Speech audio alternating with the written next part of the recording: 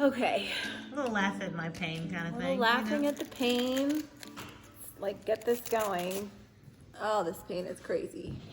You guys, these little hot hand warmers, they're lifesavers. I don't know if you use them. They last 10 hours. Compressed heat. It's amazing.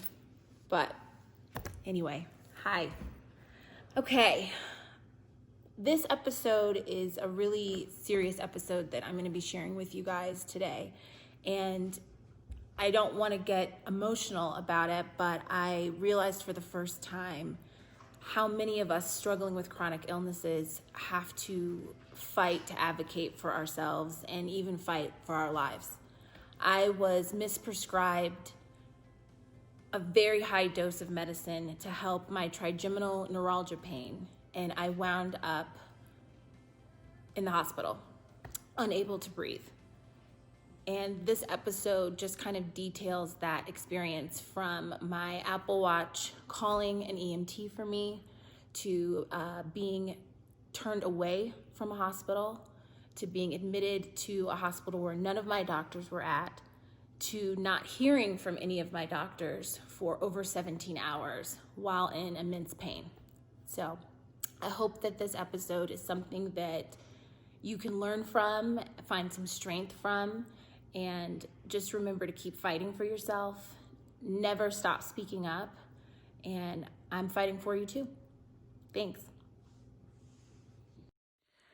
It is 4:00 in the morning, and I am about to call an ambulance to take me to the hospital. I am in so much pain from this trigeminal neuralgia, and I just can't believe that my neurologist has kind of just left me hanging out to dry. I've been in pain for about 5 days, and my care team has just been like unresponsive. They,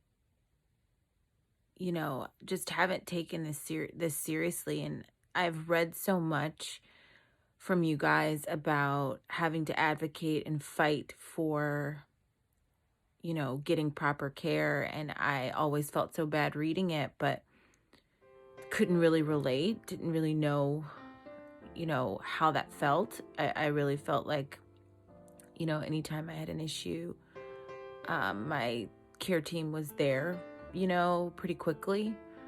But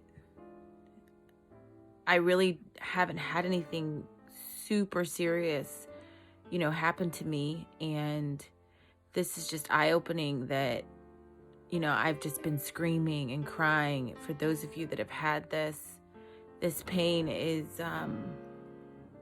it's unbearable. And I just can't believe that, your own doctor won't help you find relief. So I am going to head to the hospital and demand for some help. And I just want you to continue to keep fighting and continue to speak up for yourself, because it's clear that no one else will. I'm scared. I'm alone. I don't know. I will continue to update this, as it's going on. And just keep me in prayer. I don't know. That's all that I have. I'm all right. I'm headed in. Talk again soon. Hey guys, I look pretty crazy, but trying to give you these updates in real time. I have been admitted to the hospital.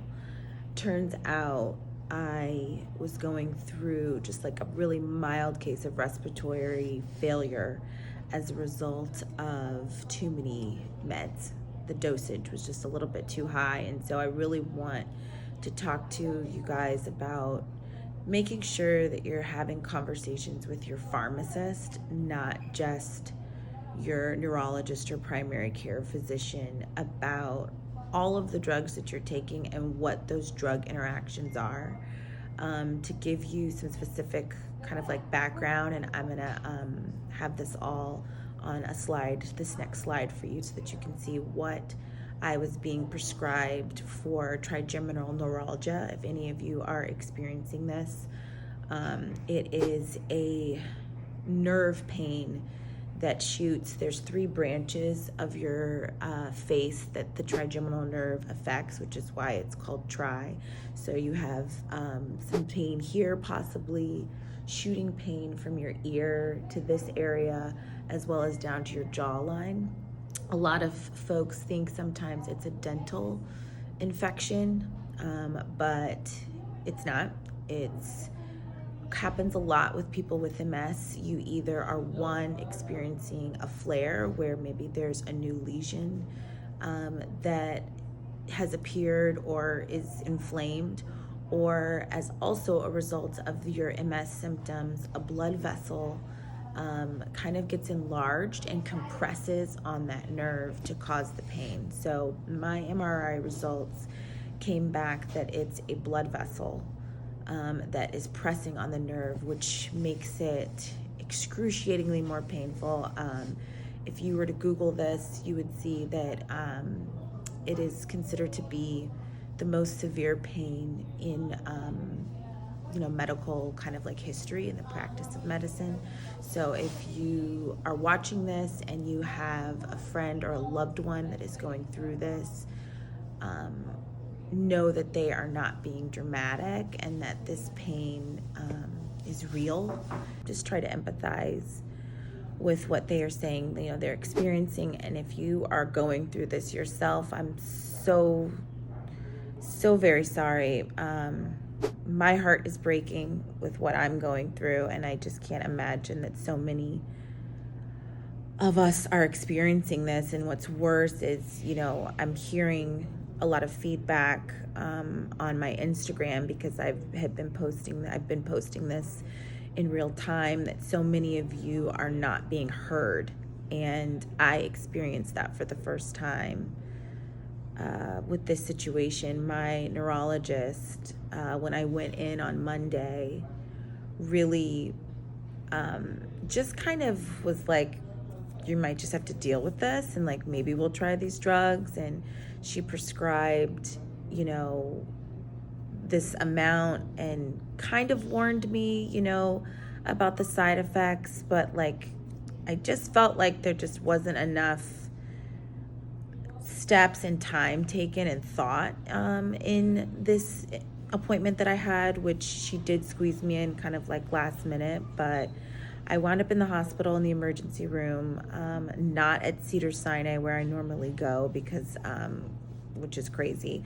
They had no beds. And I feel kind of like I'm out here on an island a little bit, and I had to really demand, for solutions to be found and for me to be admitted and for my pain to be managed while we figure out that solution.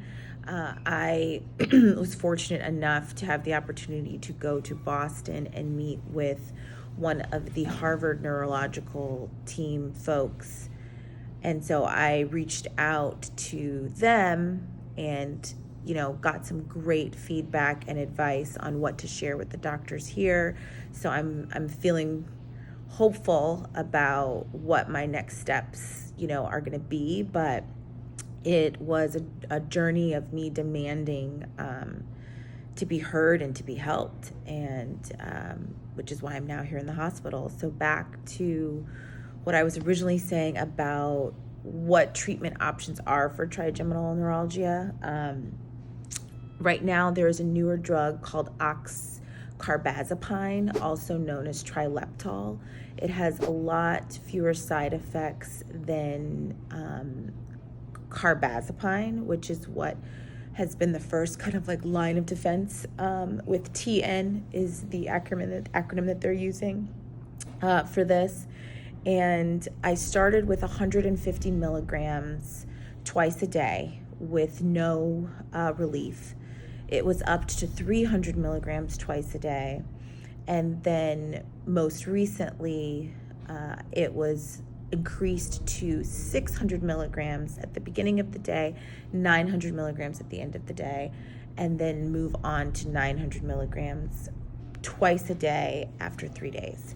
And so I am also on 80 milligrams of baclofen. I take 20 milligrams 4 times a day, and I am on 300 milligrams of gabapentin that I take 3 times a day. So this kind of cocktail, I was concerned with the increase of the triliptol, the oxcarbazepine, and so I called my pharmacist and just wanted to know, like, I'm taking all of this, I'm taking baclofen, I'm taking gabapentin, taking this much of the triliptol, like, am I going to be okay? And the pharmacist was really concerned. They were like, obviously your doctor prescribed this to you, but like these are all neurological suppressors. And so when you're doing that, when you're suppressing your brain function, you can wind up not breathing. These are how these accidental overdoses, that we read about in celebrities all the time. This is how they happen, is just kind of the mistreatment and the misdosage of prescription medicine. And, he told me to just be careful, not to drive, have someone maybe monitor me. I live alone, and I decided after talking to just my family and friends to just kind of ease into the dosage. So I didn't take the 900 milligrams all at once. I took 300 milligrams, and then in 2 hours I took another 300 and just kind of like tried to ease into it and see how my body reacted. And sure enough, when I got to the 600 milligram mark, I still was in pain, and about an hour later I stopped breathing. And luckily my Apple Watch called the EMT. So for those of you that live alone or have concerns, get an Apple Watch. It's amazing. I know that they can't advertise that they're life-saving, but they are. I regained my breath, so it wasn't something, where I was completely, out of commission for a long time, but it was still very scary. And that is why I'm now here, in the hospital. And so it's just making sure that you are your own best advocate is kind of just like the summary of this. And it's like, no one knows what you're feeling except for you. No one knows the level of pain that you're in. There's no reason for you to be in unbearable pain, and you have to fight to make sure that you're not, and that people give you something to try to like figure this out.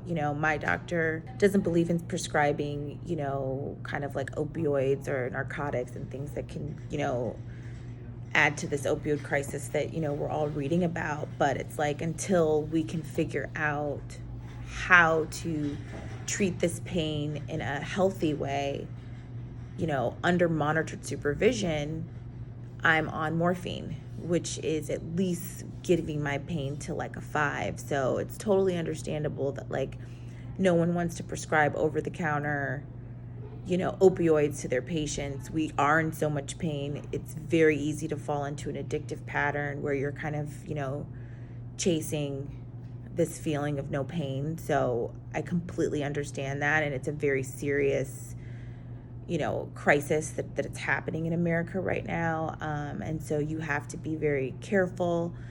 Also know yourself, know if you, possess, addictive traits, if you have this in your background and in your, just past like medical history, something to be really careful with. But if you feel like you can and that it's a safe space, doing it monitored under the supervision of doctors, IV therapy, it's what's needed while we sort out how to figure out this kind of like long-term care, So just speaking up for yourself, there's a lot of things we're still trying to figure out. Like, is the trileptal going to work?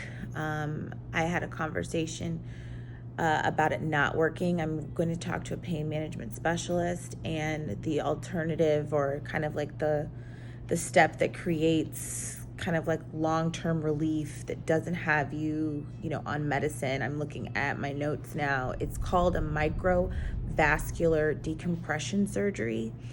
It's pretty scary. It's they open your skull. It's a cranial surgery. They go in to the back of your ear. It's about a silver dollar size incision.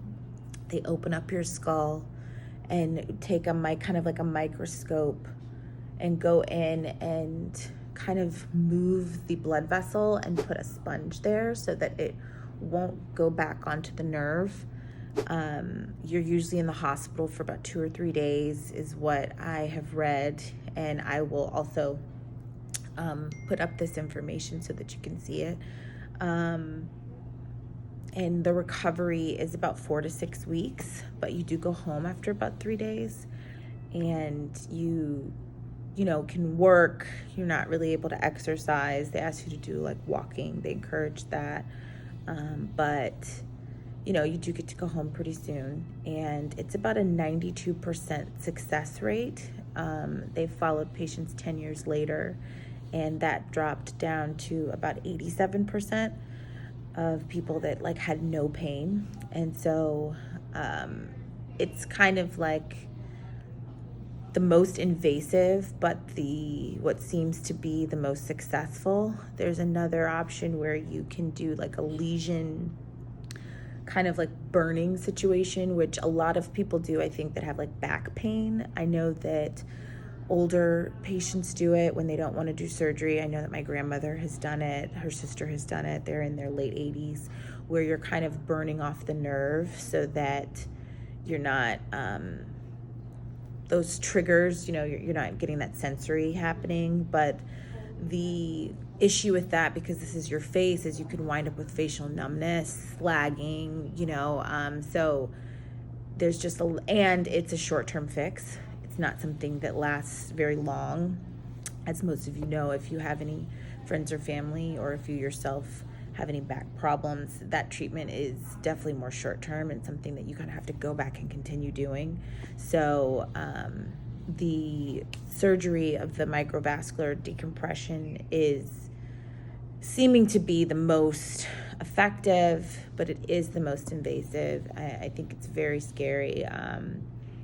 I'm seeing that when you're on trilipital, it's something that you kind of are on indefinitely, and there's a lot of issues with liver and kidney function, and your sodium levels in your blood, are affected. So you have to do a lot of blood tests to like make sure that you're keeping an eye on all of those things. And it's really just pain management. It doesn't do anything to the blood vessel. It's not actually fixing the problem. It's basically just managing your pain. So depending on your own personal beliefs and how you want to manage your disease and this illness, it's, some people want to just like get rid of it, go after it. They're like, let's do the surgery. Other people are like, that's crazy. I'll just manage my pain, and this will just be another med that I'm on and go through life that way. I'm still not really sure. It's certainly a personal decision. I don't think there's a wrong or right answer. I'm still figuring that part out. Of course, you guys are gonna know what I decide to do.